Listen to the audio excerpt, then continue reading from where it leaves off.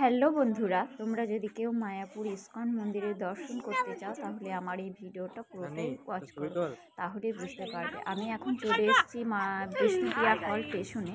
তো এখান থেকে একটা টোটো পেয়ে যাব, কারণ স্টেশন থেকে নেমেই টোটো পাওয়া যায়। টোটোতে 15 টাকা করে নেবে মাথা পিছু।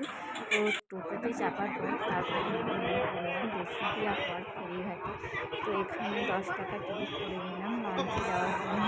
তো আমরা টিকিট করার পর লঞ্চে চেপে পড়েছি। তো এবার লঞ্চে থেকে ঘাট মায়াপুরে বিষ্ণুপ্রিয়া হল থেকে নবদ্বীপ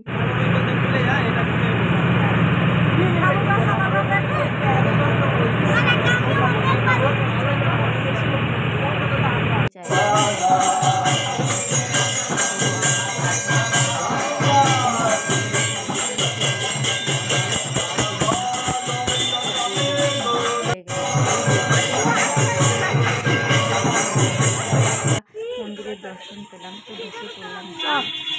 তো এই মন্দিরে চলো চলো চলো ঢুকে দেখে আসি।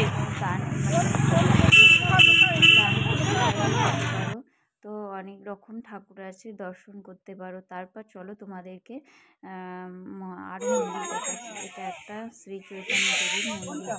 তো খুবই সুন্দর লাগছে দেখতে মন্দিরটা, দেখতে থাকো। এটা হচ্ছে চৈতন্য দেবীর মাসির বাড়ি। তো আমরা চলে এসেছি মাসির বাড়িতে, পৌঁছে গেছি।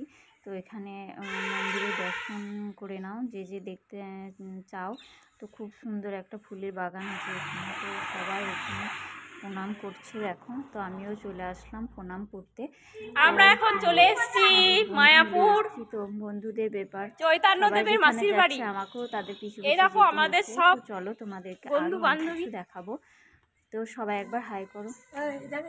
তারপর চলে আসলাম আরও একটা মন্দির, মানে এই চৈতন্য দেবীর মাসির বাড়িতে আরও একটা মন্দিরের কাছে চলে আসলাম। চৈতন্য দেবীর মাসির অনেকগুলো মানে ফটো স্মৃতি হয়ে রয়েছে, সেগুলোই দেখতে। তারপর এখানে একটি খুবই সুন্দর একটা মূর্তি আছে, চলো তোমাদেরকে দেখাচ্ছি। সেখানে দাঁড়িয়ে কয়েকগুলো ফটো তুলে নিলাম। তো এটা তোমরা মায়াপুর ইস্কন মন্দির থেকে টোটো পেয়ে যাবে। টোটোতে 10 টাকা করে নেবে, বলবে চৈতন্য দেবীর মাসির বাড়ি যাওয়ার জন্য। তো টোটো চালকরা তোমাদেরকে পৌঁছে দেবে। এটা একটা হচ্ছে শ্রীল মহাপ্রভুর সমাধি। এখানে মহাপ্রভুকে সমাধি দেওয়া হয়েছিল। তারপর চলে আসলাম এটা ইস্কন মন্দিরের ভিতরে। তো দেখো ইস্কন মন্দিরটা দেখতে খুবই সুন্দর লাগছে, দারুণ লাগছে দেখতে। তাই আমি একটা ভিডিও করে নিলাম তোমাদেরকে শেয়ার করার জন্য। তো দেখো এখন দুপুরে প্রসাদ গ্রহণ করার জন্য লাইন পড়ে গেছে। টিকিট কাটতে হয়, টিকিট করে তারপর প্রসাদ গ্রহণ করতে হয়। তারপর চলে আসলাম গৌশালার দিকে। তো গৌশালায় এসে দেখি একটাও গরু নেই। তো গরুগুলো জানি না কোথায় রয়েছে, তবুও তোমাদেরকে ভিডিওটা শেয়ার করলাম। তারপর চলো তোমাদেরকে মিষ্টি কয়েকটা গরু দেখাবো।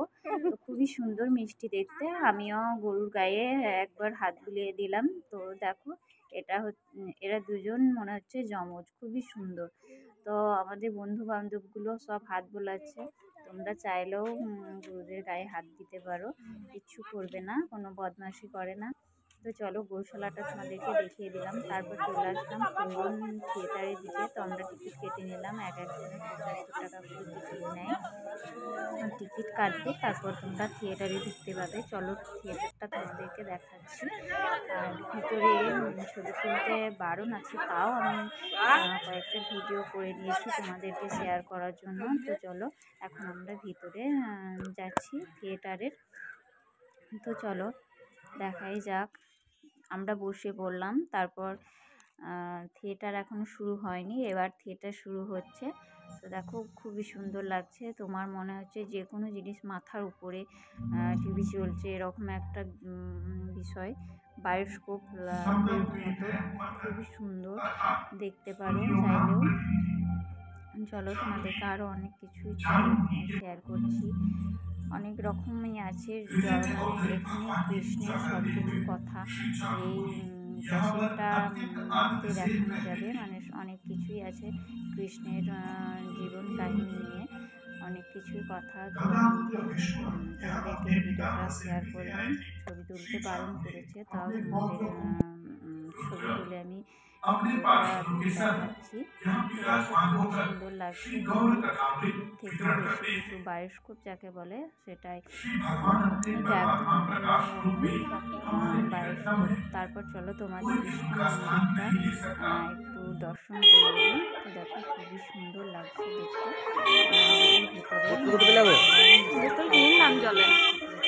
দর্শন করাতে পারলাম না, তারপর চলে আসলাম বাইরে কয়েকগুলো দোকানে দেখে কিছু জিনিসপত্র নিচ্ছি, তারপর চলে যাচ্ছি বাড়িতে। ভিডিওটা